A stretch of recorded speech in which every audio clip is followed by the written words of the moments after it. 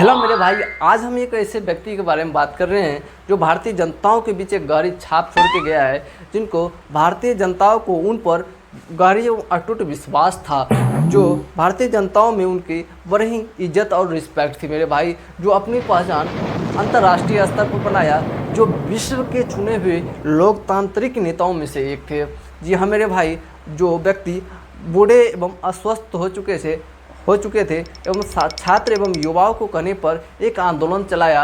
वह आंदोलन कब चला था? जब हमारे देश में आपातकालीन लागू हुआ था, यानी कि बहुत ही ज़्यादा भूखमरी हो चुकी थी और छात्र एवं युवाओं को कहने पर जो है वह एक आंदोलन चलाया। वह आंदोलन धीरे धीरे इतना बड़ा हो गया, यानी कि वह राष्ट्रव्यापी के रूप में हो गया, जिसे हम अपना लोग छात्र आंदोलन के रूप में जानते हैं। जी हाँ मेरे भाई, उसी आंदोलन के दौरान से जिसे हम अपना लोग लोकनायक के रूप में वह प्रसिद्ध हुए।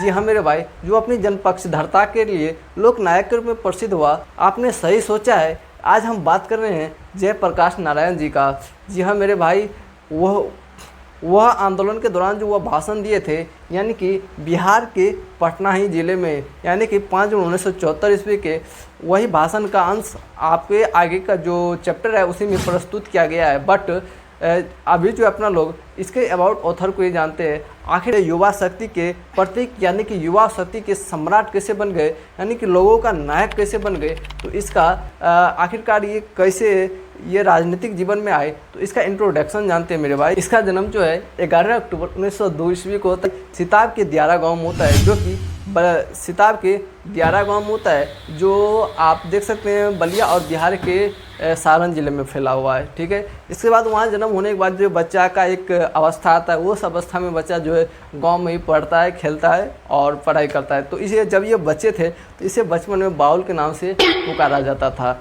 ये बड़ा होने पर इसका नाम जेपी पड़ा। बड़ा हो गए तो अब जो है पहले जो है थोड़ा कम ही उम्र में शादी कर दिया जाता था, तो ये जो आदि व्यक्ति ब्रजकिशोर प्रसाद की पुत्री से कर दी जाती है, जिसका नाम प्रभावती देवी होता है। यानी कि जयप्रकाश नारायण जी की जो पत्नी है वो प्रभावती देवी हुए और ब्रजकिशोर प्रसाद जो है ये इसका ससुर जी हुए।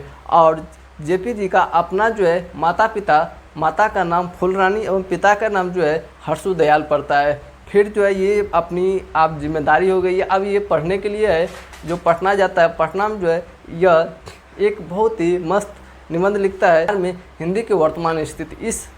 इस लेख पर जो है इनको एक सर्वोच्च पुरस्कार से सम्मानित भी किया जाता है। और फिर ये पटना में एडमिशन लेने के बाद जो है उस समय असहयोग आंदोलन छिड़ गया था। छिड़ने के बाद जो ये फिर गांव आ जाते हैं, इसकी पढ़ाई बीच में डिस्टर्ब होता है। फिर जो है यह 1922 ईस्वी में अमेरिका पढ़ने के लिए जाते हैं। अमेरिका पढ़ने जो जाते हैं वहाँ एक पार्ट टाइम काम भी करता है और अपनी पढ़ाई भी करता है। ठीक है, Wisconsin of medicine California Berkeley विश्वविद्यालय में जो है ये अपनी पढ़ाई करता है, यानी कि वहीं अपना अध्ययन करता है।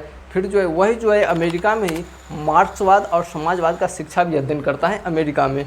फिर जो है वहाँ से जो है यह उस समय जो है ये पीएचडी करने ही वाला रहता है, लेकिन इसकी माँ का जो तबीयत ख़राब हो जाती है और तबीयत ख़राब होने के बाद इसकी पीएचडी पूरा ना हो सकता है और ये फिर घर वापस आ जाते हैं। जीवन जो है राजनीतिक जीवन में चला जाता है, यानी कि उसके बाद जो है यह 1929 ईस्वी में कांग्रेस में शामिल हो जाते हैं। फिर ये कई बार जेल भी जाते हैं। जेल जाने के बाद जो है फिर इसका जीवन राजनीतिक जीवन में बीतता है और इसी के मार्गदर्शन में जो है जनता पार्टी का गठन भी होता है। और ये इतना जनता का सेवा करते हैं, हमारी लोगों को बीच देखभाल करते हैं, लोगों के बीच हो रहे अन्याय को यह जरा सा भी सहन नहीं करते थे, हमेशा सही का साथ दिए। इसे समाज सेवा के लिए भी 1965 ईस्वी में मैग्सेसे पुरस्कार से सम्मानित भी किया जाता है। और इसके मरने उपरांत भी 1998 ईस्वी में भारत रत्न से सम्मानित किया जाता है। जी हाँ मेरे भाई, जो हमारे लोक नायक थे, जो हमारे जनताओं के दिलों के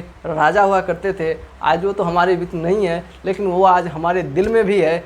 उसने एक बहुत मस्त कृतियाँ भी लिखी, रिकन्स्ट्रक्शन ऑफ इंडियन पॉलिटी। जी हाँ मेरे भाई, अगर आप इसका पूरे भाषण पढ़ना चाहते हैं तो एक जनमुक्ति नामक पुस्तक उपलब्ध है, जो आप इसका पूरे भाषण पढ़ सकते हैं। लेकिन इस चैप्टर में जो आगे जो आप अध्ययन कीजिएगा वह उसमें इस पाठ का जो ये संपूर्ण क्रांति का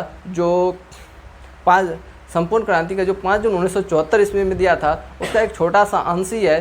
बट अगर आप इसका पूरा अध्ययन करना चाहते हैं तो जनमुक्ति नामक एक बुक है, तो उसमें आप अध्ययन कर सकते हैं। तो आज का वीडियो यहीं तक रखते हैं, मिलते हैं नेक्स्ट वीडियो।